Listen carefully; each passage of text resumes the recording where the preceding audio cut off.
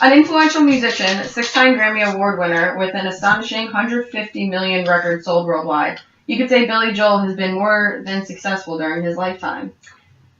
His music has influenced thousands of people throughout the 1900s and still today. It's only right to tell you a little about his life and success. I prepared by doing research from numerous sources. I chose Billy Joel because his music is unlike the commercialized music made today. Billy Joel has many songs people my age would never know, the most popular being Piano Man. If you ask anyone who grew up in the 90s if they know this song, their answer will almost always be yes.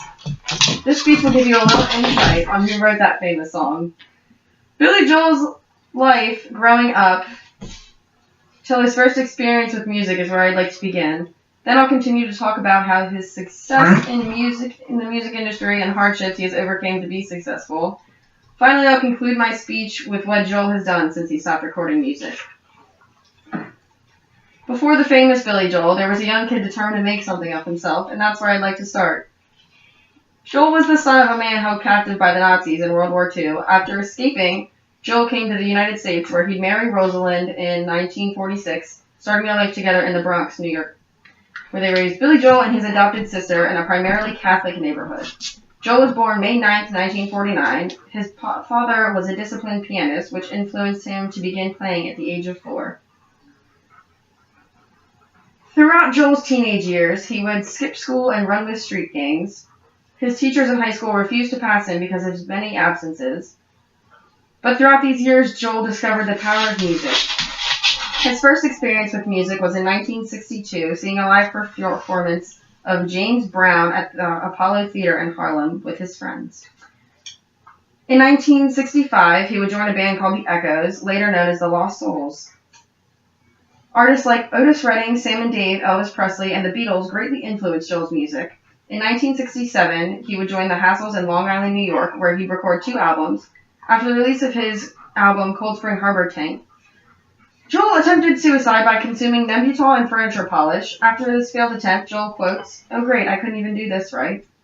In 1971, he began playing piano at the Executive Lounge in Los Angeles under his alias, Bill Martin, in an attempt to pay his bills and get out of his contract with Family Productions. 1972, he signed with Columbia, where he released his song Piano Man, a song based on the patrons from the Executive Lounge. This song would finally kick off his music career. Now that we've marked the beginning of Joel's music career, let's see where his successes have brought him. Joel has been nothing short of successful since he began his career. He has had 22 top 40 hits, 23 Grammy nominations since his recording contract in 1972.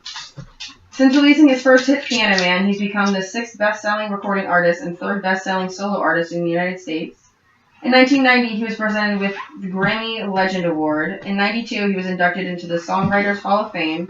In 99, he was inducted into the Rock and Roll Hall of Fame, and he received the Recording Industry Association of America Diamond Award, presented for albums that sold over 10 million copies. In 2001, he would receive the Johnny Mercer Award, the organization's highest honor. Up to this day, he continues to be an influential artist.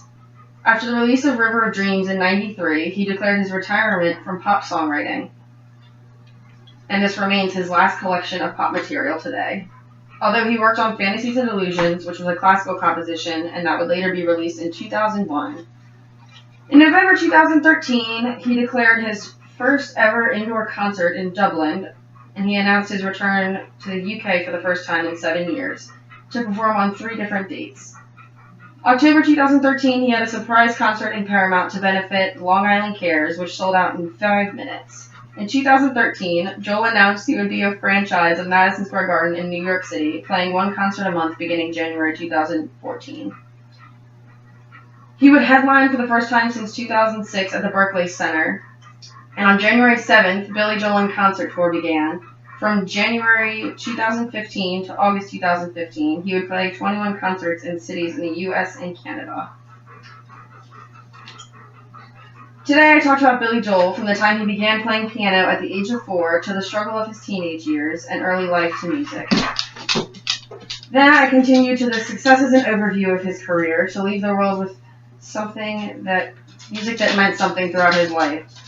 Joel was an important figure in rock and roll music, and his journey to success can be inspiring to many who have failed trying to do what they love. I hope everyone enjoyed my speech and are left with a little more appreciation of what we call old-time music today. Yes, we enjoyed it thoroughly.